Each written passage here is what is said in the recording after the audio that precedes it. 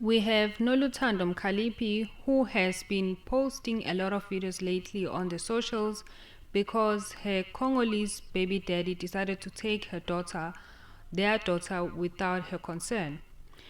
Now I'm just gonna put a picture for you guys so that you can see who I'm talking about. Noluthando Mkhaliphi's 5-year-old daughter Yowa Wamuhle Mkhaliphi was taken to the Democratic Republic of Congo (DRC) by her Congolese father Yannick Lukusa Ilunga without her consent. The father is illegally planning. Okay, I'm just gonna leave it right here. So she has been also blaming the SAPS that they are not doing much as her daughter is missing, and that she has reported and opened a case in search of her daughter. Now guys, my opinion on this is that when I am listening to and watching her videos, I feel like Noluthando is not telling the whole truth. She is not telling the whole truth, and if this is the father of the child, what seems to be the problem when the father takes his child with him, especially if they share the last name? Okay, I understand the consent part, but I feel like Noluthando is not telling the whole truth. And women, I don't think we talk enough about the dangers of having a child or getting married to a foreign national. I don't think we talk much. And right now, I'm sure and certain that right now there is a woman out there who's getting married to a foreign national.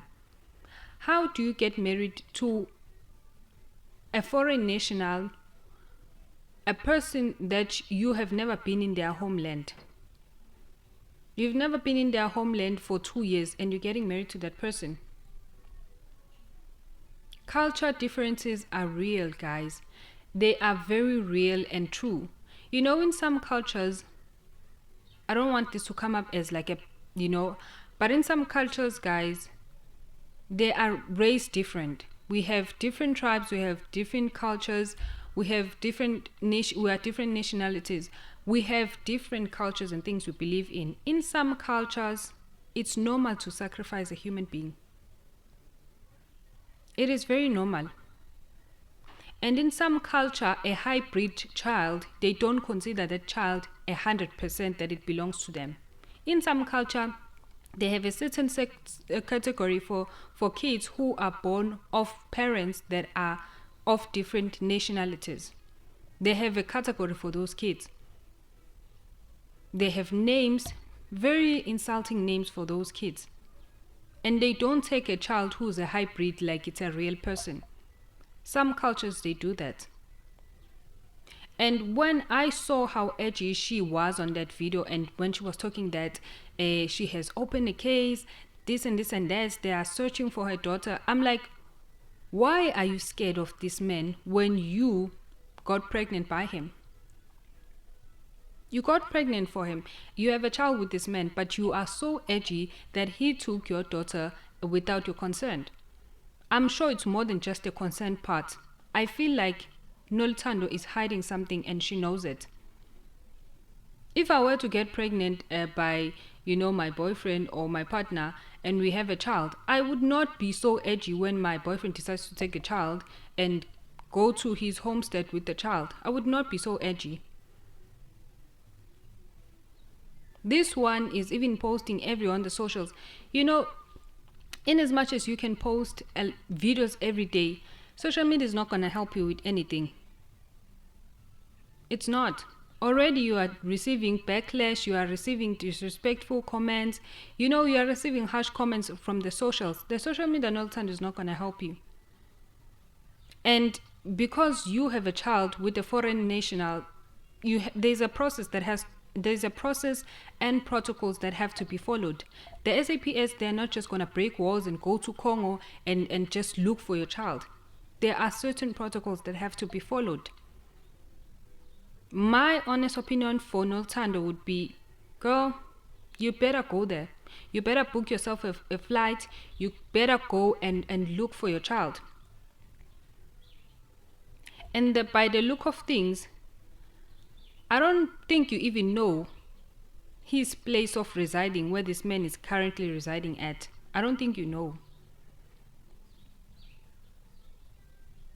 Because you are here on social media posting, and time is not on your side. The way you are so edgy, you know that they are up to no good with your child.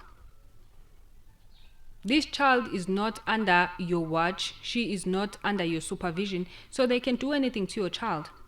Hence the reason why you are so edgy. I would suggest that book yourself a flight, go and look for your daughter. If you don't even know where you're gonna start when you arrive in Congo, girl, that's on you. You can go to the nearest police station. Last year, I if I'm not mistaken, I remember it was the beginning of the year, there was this woman who went to podcasts, she went to different podcasts, and she was crying that her Nigerian husband sacrificed her daughter, her 5-year-old daughter, if I'm not mistaken. That woman was going everywhere, crying on the internet that this Nigerian man did this and this and that. He sacrificed her daughter for riches and wealth. And people were like, don't involve us. We've been warning you about these foreign nationals, but you don't listen. You were taking pictures inside of expensive luxury cars, and you were not telling us anything. But now things are going south. Now you are involving the public. We're not going to help you. So my take in all of this is that, Noltando, you know what's happening. You are a mother, and you can feel that there's something happening. And that is why you are so edgy. And the internet is not gonna help you. The social media is not gonna help you. You know this man personally. We don't. You know why you don't feel you are not at peace with this man taking your child, and this child is not under your supervision, is not near you. You know what's happening on that paternal side of the family, the child's paternal side of the family. I suggest you book yourself a flight. You go there and you look for your child. Women to women, here's my piece of advice. If you are to get married to someone of a different tribe, I would suggest that take your time to study that tribe. Study them, their cultures, the way they do things, their norm, because it's different from yours. There are certain cultures who see danger as something that is normal. Like, some cultures really practice weird, odd things. Okay? So if you are to get married to a different culture, I would suggest that you study that culture and you go and reside with them. Stay with them for a minimum of 4 years. And after 4 years, you can now say, okay, I've seen how they do things. I agree with their culture and their customs and the way they do things. Therefore, I can get married to them. That's all I'm saying. That's all I'm saying. You can't be married to someone who is from Nigeria, who is from Malawi, and you've never been into Malawi. You've never stayed in Malawi for like 2 years, and you're getting married to a Malawian. What do you think is going to happen? Do you know their customs? Do you know their culture? Do you know the things they consider normal? What do you know about them? Have you seen their history? Have you studied their history? And if it's no, you have no part getting close to that tribe or that person. And I'm gonna say this again. Some cultures, it's normal for them to sacrifice human beings. They would even have a whole cultural history as to why a firstborn child is sacrificed, as to why a certain child is sacrificed. They have a cultural explanation, logical explanation to them as to why it is normal to do that practice, to practice that, I mean. So I can see that this sister right here is edgy, and she knows that something is up. I say book yourself a flight and go find out and come back with your daughter. I feel sorry for the child because the child does not know any better.